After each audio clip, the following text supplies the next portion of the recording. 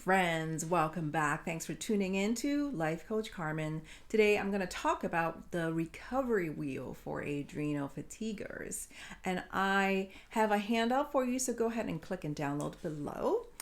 A lot of things are really obvious on this wheel, okay? But I do want to go through them because sometimes I think things are so obvious and we don't really think through them. And sometimes things may seem really, really easy, but we don't really know how to carve out time for them. So I want to talk about it a little bit more. So the downloaded copy will look something like this. It's basically things that can help you out visually in terms of what's the best for you really when you're recovering from fatigue and exhaustion. So I have on here movement. And in parentheses, make it fun. So obviously, I'm not going to call it exercise. I'm not going to call it let's run a marathon now because when we think about exercise, sometimes we overdo it. Sometimes people tend to just pedal to pedal and go all out. And I think the point I'm trying to make here is make sure you move every day. The whole 10,000 steps a day thing is great, but if 10,000 steps is really not something that you want to do right now, try 2,000 steps or 1,000 steps. But the point is really just to get moving because your blood circulate better when you move, and therefore all the other functions of the body works better when you move, and let alone all the adrenaline and serotonin and endorphins that gets pumping that are the adequate amount and good for you, has a lot of benefit to it. So think about what type of movement you want to do, whether it is walking, whether it is jogging, whether it is dancing. The key point is make it fun for you, whether it's putting on music, so that you are more motivated and inclined to do it throughout the day for little breaks here and there and throughout the week. Okay. So when I was recovering from adrenal fatigue, I realized that I needed to rest, and there are days when I didn't do anything and I would just let myself rest. And I have to say that a quick exercise here and there really helped me boost my chemicals. And I think that is necessary when you're recovering. So if it has to be slow, fine. It has to be just like even jumping on a trampoline or doing a little dog walking, doing a little gardening. Gardening actually is really good because it helps you with being in touch with nature and grounding, which we will talk about in another portion of the wheel. But the next one is hydration and good quality nutrition, and most importantly, joyful input or intake of water and food. And the key is joy, because I think a lot of people subscribe to different diets, or they're working on, setting up a routine that really is more on the healthy side and nutritionist side, which is fine.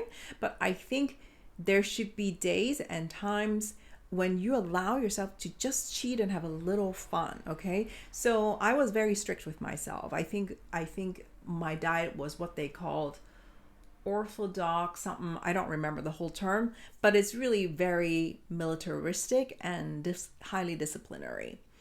And it sucked every ounce of joy and fun out of me, I had to say, looking back. So even in my book, that I talked about adrenal fatigue, I emphasized on the word joy. So I think a trick to eating well is also making sure you're eating slowly, making sure that you're digesting your food, making sure that you're not stressed out when you're eating. And I think that is a big takeaway, is make sure it's not stressful. Whether you're thinking about where you're going to eat or preparing where you're going to eat, or during the process of eating, make it fun, enjoyable, pleasurable.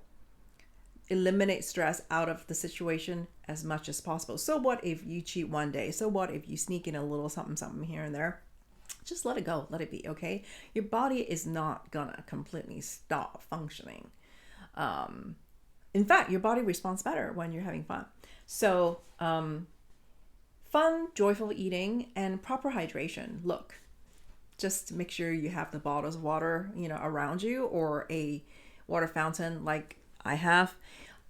Make it close to where you work so that you you would not forget, or it's more convenient for you to get hydrated properly. The next thing is fun and laughter and pleasures. I know some people may think, why is it on the wheel? Okay, so I thought that when I was going through my life coach, health coach training, and I saw a big section on the wheel that says fun, laughter, and pleasures. And I was like, how is this going to help? Turns out this is probably one of the biggest section of the wheel that I practice now, is not just the basics of life, but meaning like, to eat, move, and all that, is how do you find time to have fun and joy and laughter and pleasures? These are all the things that the body wants for you, and these are all the things the body is capable of doing. And in fact, when you do that, it quickly switches you back from the fight or flight mode to relax and heal. Just even a quick comedy show or a quick couple seconds of laughter will uplift everything in every ounce of your body, and the cells would respond to fun and joy and laughter. So if you were to think about how you're going to build laughter and fun and pleasures in, I think it will be very, very beneficial for you, especially if you're someone who doesn't have time to do that. Now's the time to say no to things that will give you stress and say yes to what's going to relieve the stress. So think about that one. Obviously, there's always funny movies, comedy shows, and whatever that makes you laugh, and being silly and being goofy. That's all. It's actually really, really, really beneficial. And that's one thing I learned from this whole life coaching business, is that's not to be underestimated. I emphasize, that's not to be underestimated. I think humans are built to laugh and have fun and have an enjoyable life.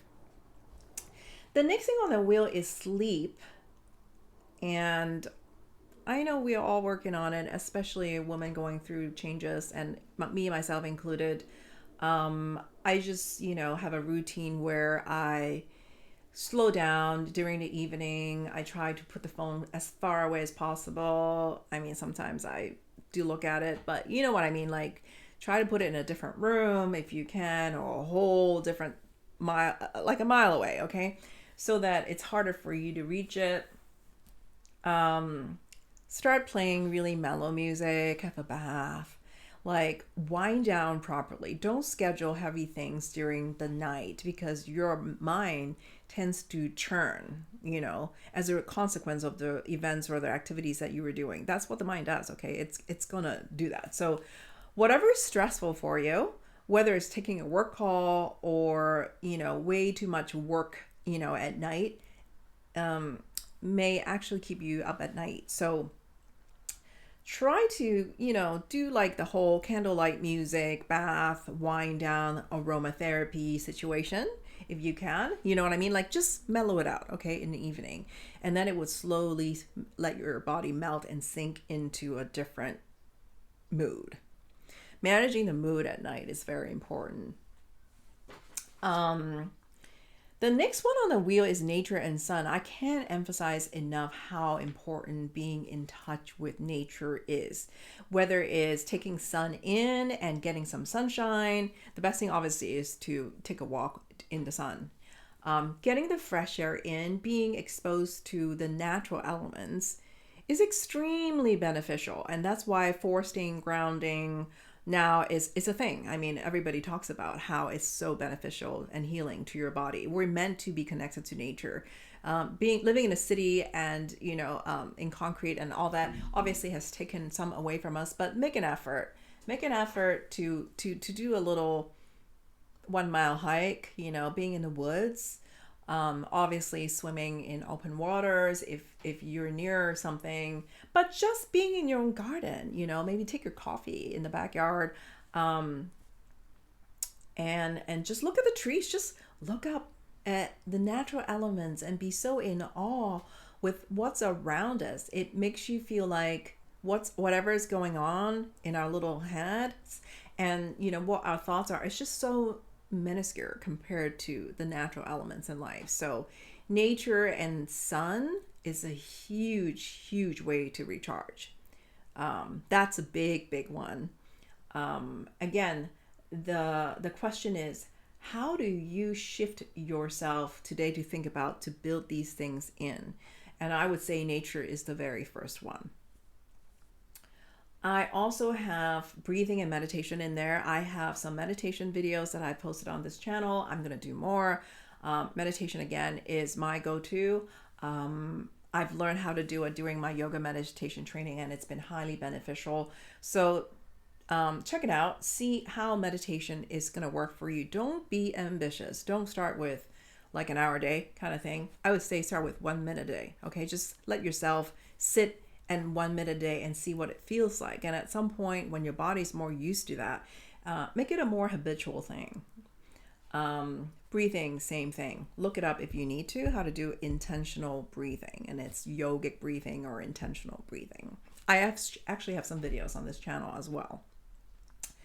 Okay, so down to the last two. This one is more mindset related.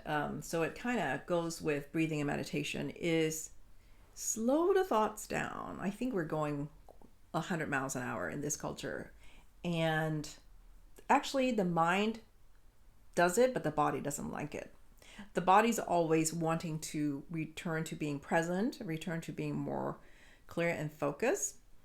And so I have in here quality of thoughts. Obviously, without a meditation practice, sometimes it's really hard to observe the quality of our thoughts and make notes of it. So, but I think it's something that we should all start thinking about is what are my thoughts? I think we all have like 60,000 of them a day or something like that. But are they negative? Are they positive? Are they more negative than positive? I mean, I can tell you one thing. Our brain is wired to be negative 50% of the time. So if you're finding yourself at 50, kind of ish, it's normal. But I think the work is really to get the number down to less than 50. I know it's a struggle for a lot of us, especially when we're, so used to digesting news and watching news and having so much information coming at us so fast, so much. See how you can use social media in a way that is beneficial for you. If it's too much, if it affects the quality of your thoughts, dial it back a little. I mean, I'm all for social media. I've learned so much with social media. And I think if you use it in the right way for you, if it's balanced, it's good, but you just have to be very disciplined about how to use social media, okay? So let go of the fear-mongering things, the channels and the media that's always like focus on regurgitating the same bad news over and over again. I don't know how much they're beneficial to us. I mean, we already have 50% negativity to deal with. So let's just be real here. Let's see what's going to work for us to get that number down. One quick way to get ourselves in a positive state is to have a gratitude practice. So whether it's just grabbing that notebook and just put down 3 things that you're grateful for today, and how whatever surrounding you make you appreciate life more, makes you be more in awe with life, those things are quick shifters for your brain. So if you find yourself in a negative state, the first thing to do is to catch it, to realize, wait, I'm regurgitating this thing that's really bothering me. Why don't I shift it? And the quickest pivot is really to sit down and do, or even think about 3 grateful things. There are a lot of apps on the phone now that you can download, the little gratitude, grateful, whatever apps. Use them. I mean, on the go, whatever you're doing, even when you're driving in the car, sitting in front of traffic, think about 3 things that is what you really want to be appreciative of. It can be just really little things. Sometimes it's just, having that warm shower and being able to access food and water so fast, and little things like that. Oh, by the way, I just thought about how I have little plants in my office. So that's another nature component and element that you can add if that's something that you feel like you want to surround yourself with. I think it's a great thing to be a quick uplifter for your surroundings. The last thing on the wheel is to slow down. I know this is a huge one. I've been told so many times to do that, and I had to say it is very, very difficult for me.